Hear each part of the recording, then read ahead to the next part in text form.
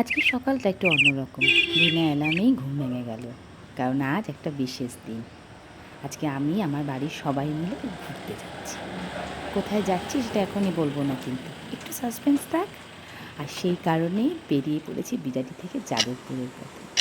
চলো শুরু হোক আজকের গল্পটা। সকাল থেকে উঠেই আজ একটু তাড়াহুড়ো করছি, তাড়াতাড়ি করে চা করলাম।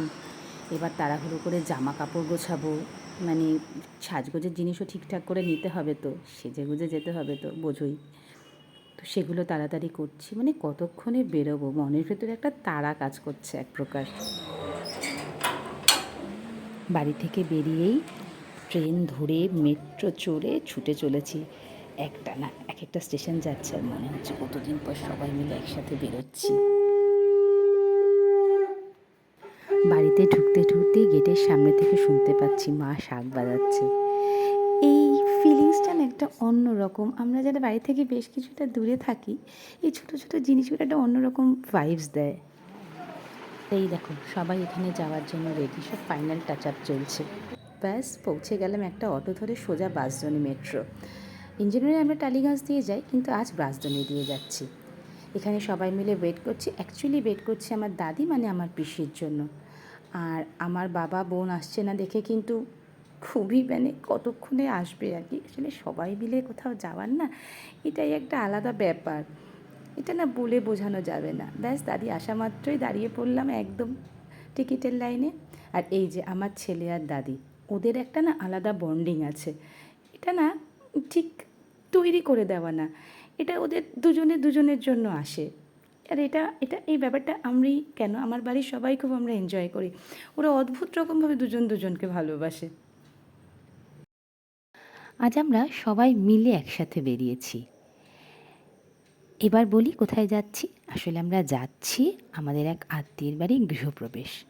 আত্মীয় মানে সম্পর্কে আমার মামা হয়। আর এতক্ষণে তোমরা সবাই জেনেই গেছো, আমি আমার মা, বাবা, বোন, ছেলে, পিসি, কাকিমা সবার সাথে একসাথে বেরিয়েছি। আসলে এমনটা আজকাল খুব একটা দেখা যায় না। এখনকার দিনে সবাই যেন কেমন আলাদা আলাদা, নিজের দুনিয়ায় ব্যস্ত। কিন্তু এত আলাদার মাঝেও আমরা আজও একসাথে আছি ঈশ্বরের কৃপায়। একটা কথা কি জানো তো, আমার আম্মা বলতো, 10-এর লাঠি 1-এর বোঝা।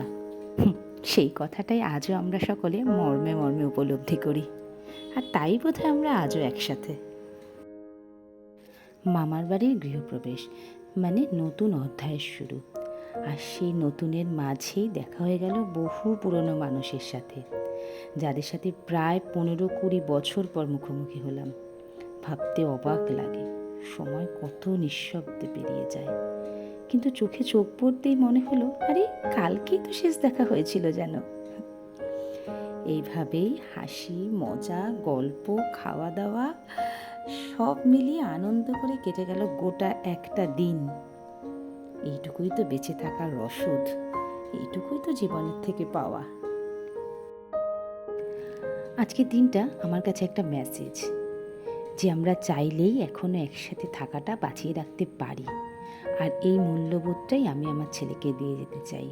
ও যেন বোঝে ভালোবাসা, সম্পর্ক, একসাথে সময় কাটানো, এই জিনিসগুলোই জীবনের আসল সম্পদ।